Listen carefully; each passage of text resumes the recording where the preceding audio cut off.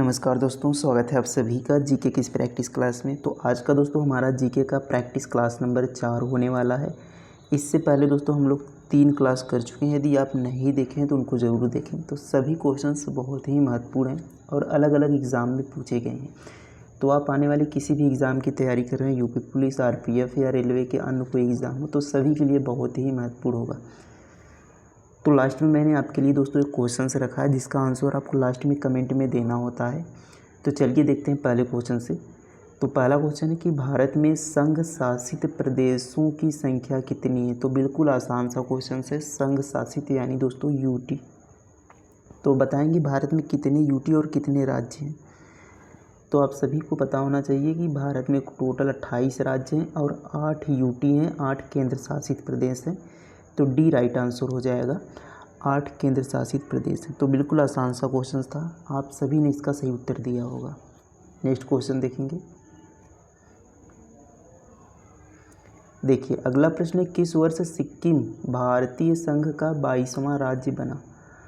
तो सिक्किम को भारत का 22वां राज्य कब बनाया गया, ये आपको बताना है।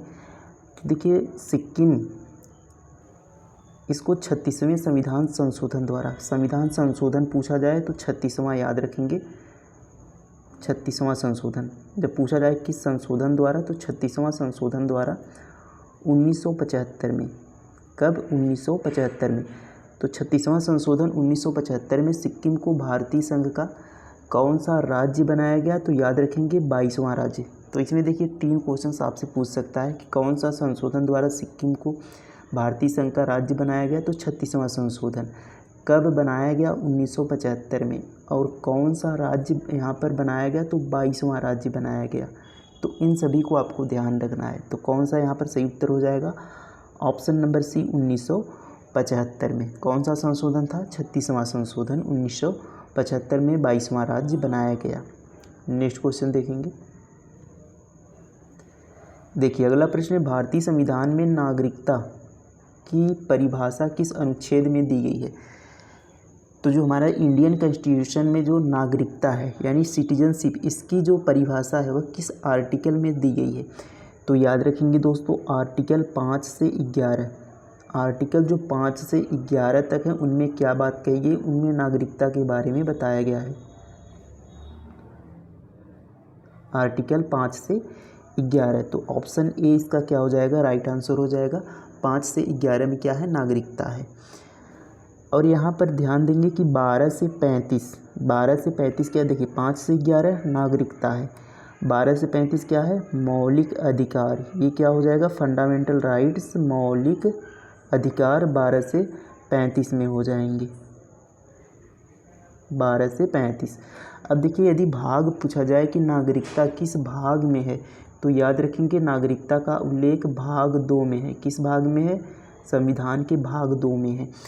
तो संविधान में टोटल भाग कितने हैं, तो टोटल 22 भाग हैं, ये आपको पता होना चाहिए। संविधान में टोटल 22 भाग हैं।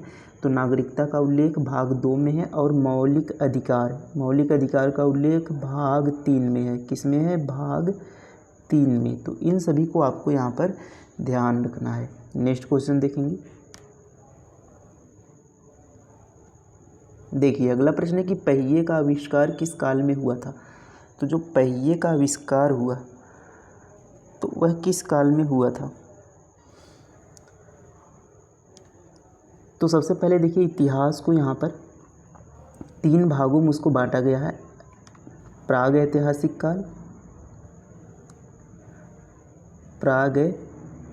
काल।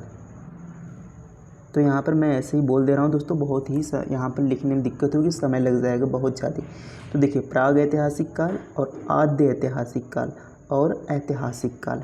तो प्राग ऐतिहासिक काल वह काल था जिसका कोई साक्ष्य यहाँ पर उपलब्ध नहीं था। प्राग ऐतिहासिक काल जिसका कोई साक्ष्य उपलब्ध नहीं है।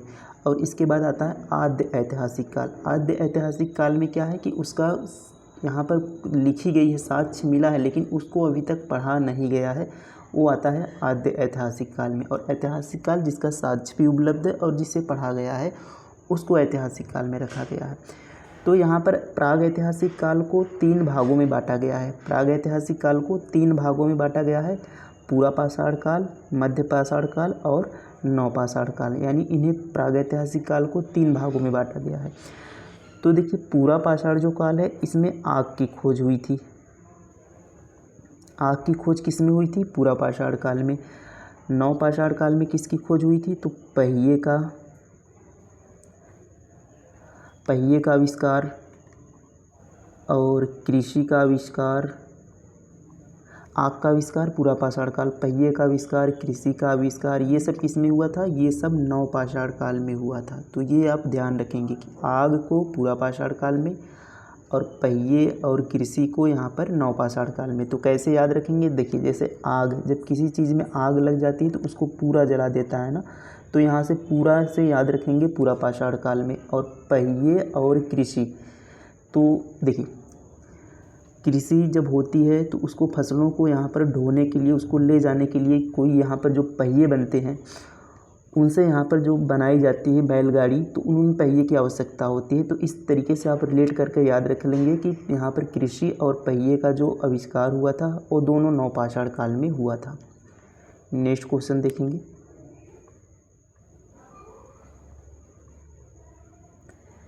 देखिए नेक्स्ट क्वेश्चन है कि योग दर्शन के प्रतिपादक हैं, बताएंगे योग दर्शन के प्रतिपादक।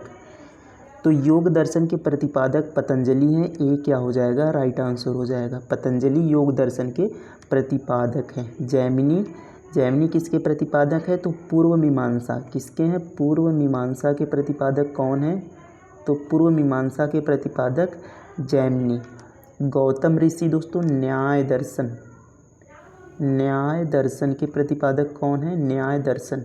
तो न्याय दर्शन के प्रतिपादक हो जाएंगे गौतम ऋषि। तो इन तीनों को आपको ध्यान रखना है। नेक्स्ट क्वेश्चन देखेंगे। देखिए अगला प्रश्न है कि गौतम बुद्ध की मृत्यु कहाँ हुई थी? बताएंगे गौतम बुद्ध की मृत्यु कहाँ हुई थी। तो कल हमने दोस्तों एक ऐसा ही क्वेश्चन किया था कि गौतम बुद्ध की जब मृत्यु हुई थी तो उसे क्या कहा गया है। तो आज उनकी पूछा है कि मृत्यु कहाँ हुई थी, तो कुशीनगर में। कहाँ पर हुई थी? कुशीनगर में। तो बी क्या हो जाएगा? राइट आंसर हो जाएगा। अब यदि हम दोस्तों गौतम बुद्ध से कुछ यहाँ पर महत्वपूर्ण प्रश्न के बारे में बात करें तो इनका जन्म कब हुआ था दोस्तों? तो याद रखेंगे 563 ईसा पूर्व में। कहाँ पर हुआ था? लुम्बिनी में। कहाँ पर हुआ था? लुम्बिनी में 563 ईसा पूर्व में। और इनकी जो मृत्यु हुई थी वह कहाँ पर हुई थी? तो कुशीनगर में। कब हुआ था? 483 ईसा पूर्व में। 483 ईसा पूर्व में कुशीनगर में। अब देखिए जब इन्होंने घर छोड़ा था तो उसे क्या कहा गया है? महावीर निष्क्रमण कहा गया है। और जब इन्होंने पहला उपदेश अपना सारनाथ में दिया था उसे धर्म चक्र प्रवर्तन कहा गया है। और जब इनकी मृत्यु हुई थी उसे महापरिनिर्वाण कहा गया है। तो इन तीनों चीज़ों को आपको ध्यान रखना है। नेक्स्ट क्वेश्चन देखेंगे। देखिए अगला प्रश्न है भगवान महावीर का प्रथम शिष्य कौन था? तो जो भगवान महावीर थे, भगवान महावीर ये कौन थे? तो ये यहाँ पर जैन धर्म के 24वें तीर्थंकर थे। जैन धर्म के 24वें तीर्थंकर। और इन्हें जैन धर्म का वास्तविक संस्थापक भी कहा जाता है। तो यदि देखिए पूछे जैन धर्म का वास्तविक संस्थापक तो आप महावीर यहाँ पर भगवान महावीर स्वामी को लगाएंगे। और यदि जैन धर्म का संस्थापक पूछे तो आपको ऋषभदेव को लगाना है। और यदि वास्तविक संस्थापक पूछे तो महावीर को लगाना है। ये आप याद रखेंगे। और कौन थे तीर्थंकर थे? 24वें तीर्थंकर थे। तो इनके प्रथम शिष्य कौन थे? तो इनके प्रथम शिष्य दोस्तों जमाली थे। ए राइट आंसर हो जाएगा। कौन थे? जमाली, जो कि इनके क्या थे? दामाद थे। जमाली इनके दामाद थे, इनके प्रथम शिष्य याद रखेंगे। अगला प्रश्न था देखिए नेक्स्ट क्वेश्चन है सिकंदर महान का शिक्षक कौन था? तो जो सिकंदर महान था ये कौन था? सिकंदर महान यह मकदूनिया का शासक था। कहाँ का? मकदूनिया का शासक। इसके पिता का नाम क्या था? तो इसके पिता का नाम फिलिप था। तो यह मकदूनिया का शासक था। अब देखिए कहा है शिक्षक कौन थे? तो इनके जो शिक्षक थे सिकंदर को वह कौन थे? अरस्तु। कौन थे? अरस्तु। सी राइट आंसर हो जाएगा। अब अरस्तु के गुरु कौन थे? अरस्तु के गुरु थे प्लेटो। इनको याद रखेंगे। देखिए सिकंदर के गुरु अरस्तु थे, अरस्तु के गुरु प्लेटो थे और प्लेटो के जो गुरु थे वे सुकरात थे। सिकंदर के गुरु अरस्तु, अरस्तु के गुरु प्लेटो, प्लेटो के गुरु कौन थे? सुकरात थे। ये आप ध्यान रखेंगे। तो आपको यहाँ पर इतना याद नहीं रखना, आपको सिर्फ यहाँ याद रखना है कि सिकंदर के गुरु कौन थे, तो ये अरस्तु थे। अब देखिए यह 326 ईसा पूर्व में इसने भारत पर पूछा जाता है, इसने भारत पर कब आक्रमण किया था? तो 326 ईसा पूर्व में सिकंदर ने भारत पर आक्रमण किया था। तो भारत के राजा पोरस से इसका युद्ध हुआ था, जो कि वितस्ता नदी के किनारे हुआ था, जिसे हाइडे स्पीच का युद्ध भी कहा जाता है, याद रखेंगे। नेक्स्ट क्वेश्चन देखेंगे।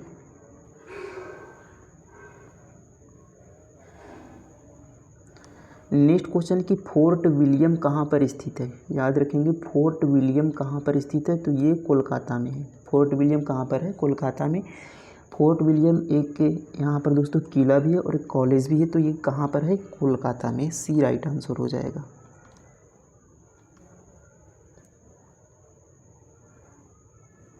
नेक्स्ट क्वेश्चन है दोस्तों, सिराजुद्दौला क्लाइव द्वारा किस युद्ध में परास्त हुआ था? तो सिराजुद्दौला क्लाइव द्वारा किस युद्ध में परास्त हुआ था? तो सिराजुद्दौला दोस्तों यह क्या था? बंगाल का नवाब था, बंगाल का नवाब।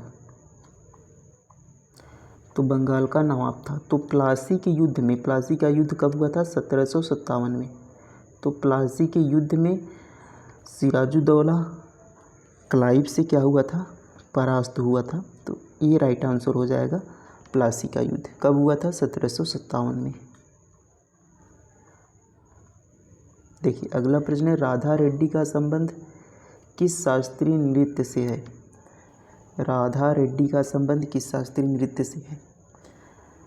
तो याद रखेंगे दोस्तों, यहाँ पर देखिए रेड्डी यहाँ पर आपको पकड़ना है वर्ड। तो जिन जिन के यहाँ पर लास्ट में रेड्डी आए वो सब किससे संबंधित होंगे? कुचिपुड़ी से। तो सी क्या हो जाएगा? राइट आंसर हो जाएगा कुचिपुड़ी। और कुचिपुड़ी किस राज्य का है दोस्तों? तो ये आपका आंध्र प्रदेश का शास्त्रीय नृत्य है, आंध्र प्रदेश का। तो राधा रेड्डी किससे संबंधित है? कुचिपुड़ी से। जिनके लास्ट में रेड्डी आएगा वो सब किससे संबंधित है? कुचिपुड़ी से। राधा रेड्डी, राजा रेड्डी, कौशल्या रेड्डी, तो ये सब क्या है? कुचिपुड़ी संबंधित है।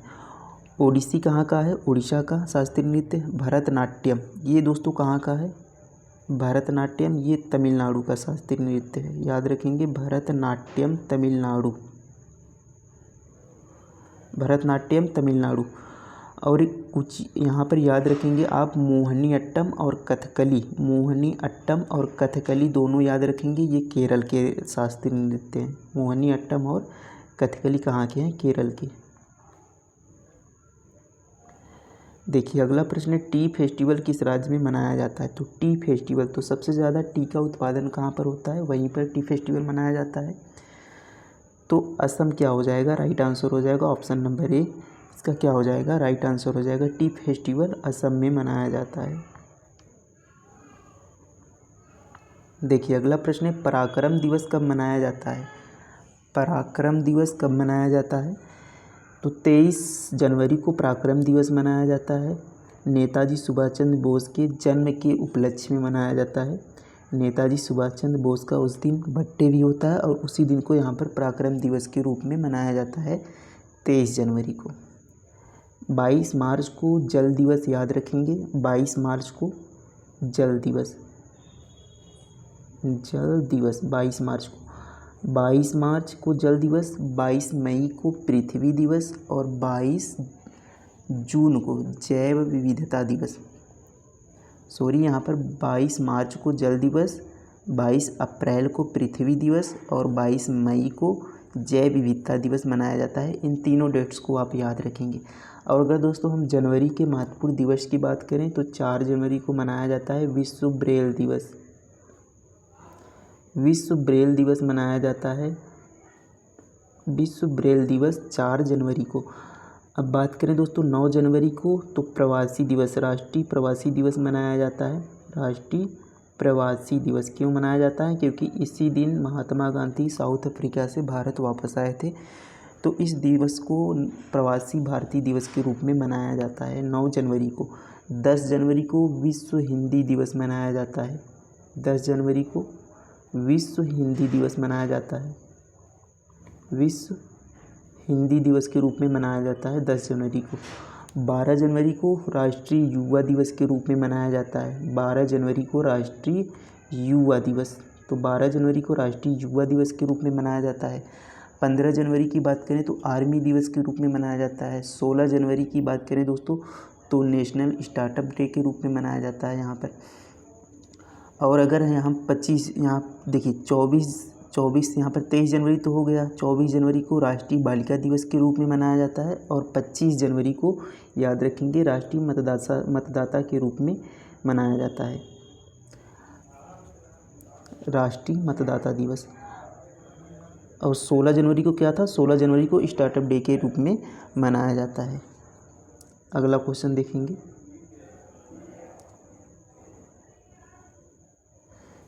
देखिए नेक्स्ट क्वेश्चन है the struggle for my life किसकी पुस्तक है। तो the struggle for my life ये किसकी पुस्तक है, तो ये शशि थरूर की पुस्तक है। ये राइट आंसर हो जाएगा शशि थरूर की। नेक्स्ट क्वेश्चन देखेंगे भूटान की मुद्रा क्या है, बताएंगे भूटान की मुद्रा। तो भूटान की मुद्रा दोस्तों न्यू गुल्ट्रम है। क्या हो जाएगा, डी इसका राइट आंसर हो जाएगा। न्यू गुल्ट्रम कहाँ की मुद्रा है, भूटान की मुद्रा है। राजधानी क्या है, थिम्पू भूटान की राजधानी है। टका कहाँ की मुद्रा है दोस्तों, ये बांग्लादेश की मुद्रा है। टका कहाँ की मुद्रा है, तो टका बांग्लादेश की मुद्रा है। और यहाँ पर जो दिनार था वह कुवैत की मुद्रा है, उसको भी याद रखेंगे। साक्षी मलिक का संबंध किस खेल से है, तो बताएंगे साक्षी मलिक। तो साक्षी मलिक बजरंग पुनिया। तो साक्षी मलिक बजरंग पुनिया ये सब किससे संबंधित है, तो कुश्ती से इनका संबंध है। ये राइट आंसर हो जाएगा। मुक्केबाजी से याद रखेंगे दोस्तों मैरी कॉम को याद रखेंगे। मुक्केबाजी मैरी कॉम, इनका संबंध है मुक्केबाजी से। नेक्स्ट क्वेश्चन देखेंगे धुआंधार जलप्रपात किस राज्य में है, बताएंगे धुआंधार जलप्रपात। तो ये आपका मध्य प्रदेश में है, डी राइट आंसर हो जाएगा। माता टीला बांध किस राज्य में है, माता टीला बांध किस राज्य में है, तो ये दोस्तों उत्तर प्रदेश में है। माता टीला बांध उत्तर प्रदेश में है। किस नदी पर है, तो ये आपका बेतवा नदी पर है। कहाँ पर है, बेतवा नदी पर, उत्तर प्रदेश में। देखिए नेक्स्ट क्वेश्चन है संगीत नाटक अकादमी का मुख्यालय कहाँ है, तो संगीत नाटक अकादमी का मुख्यालय, तो संगीत नाटक अकादमी का मुख्यालय नई दिल्ली में है। डी राइट आंसर हो जाएगा। नई दिल्ली में संगीत नाटक अकादमी का मुख्यालय है। एक लास्ट क्वेश्चन जिसका आंसर आपको कमेंट में बताना है कि स्त्री और पुरुष साक्षरता में सबसे अधिक अंतर किस राज्य का है। तो स्त्री और पुरुष की साक्षरता में जो सबसे अधिक अंतर है वह किस राज्य का है, ये आपको कमेंट कर कर बताना है। तो ये 20 क्वेश्चन थे दोस्तों हमारे, कैसे लगे कमेंट में ज़रूर लिखिएगा। मिलते हैं अगले टेस्ट में। थैंक यू, धन्यवाद, जय हिंद।